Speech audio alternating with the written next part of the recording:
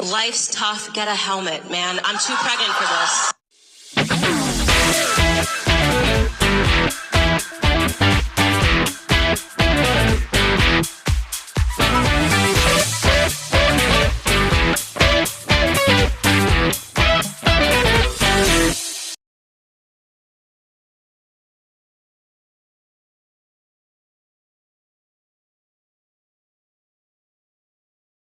And finally, they really arrive at the correct conclusion of what they're trying to do here. The real threat, what the elites always do. They go mask down in this moment when they share this exchange. Take a listen.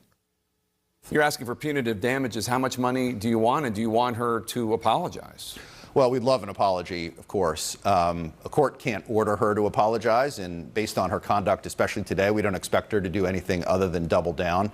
Triple down. We'll put forward our damage claim at trial, but if she continues to double down between now and the time of trial, it'll be a substantial award. Well, can you give me an idea? Are we talking about, the last time you were involved in something, the settlement was $787.5 billion. That was Fox News for their many, many lies about Dominion Software.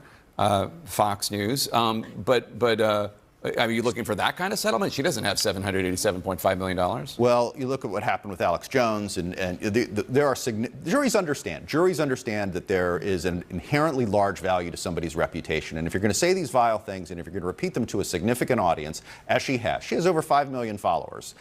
And her lies have metastasized into actual publications. So we see other publications that pick up on it and they report on it. And when you ask them, when we reached out to them and say, what's your basis for this? They point back to her. What are the other publications? They're detailed in the complaint. We've seen Newsweek, and New York Post, and others have pointed to her as the source of their reporting on this. But they're asserting it as if it's true based on what Candace Owens is saying? They repeat what Candace has said, and they cite her as a source. And so when they fall back on her, but she is at the epicenter of this campaign. That's why we picked her. That's why we're going for her, is because she is the one whose lies are metastasizing and spreading. And she, under our system of defamation, is liable for all those republications.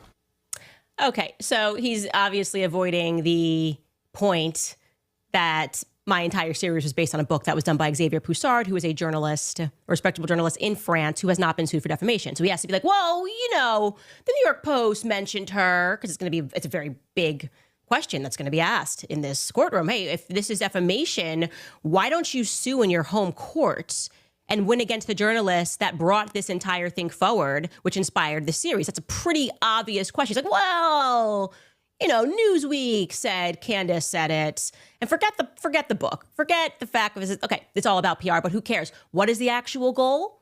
And here's the big point going mass down. The goal is to bankrupt me.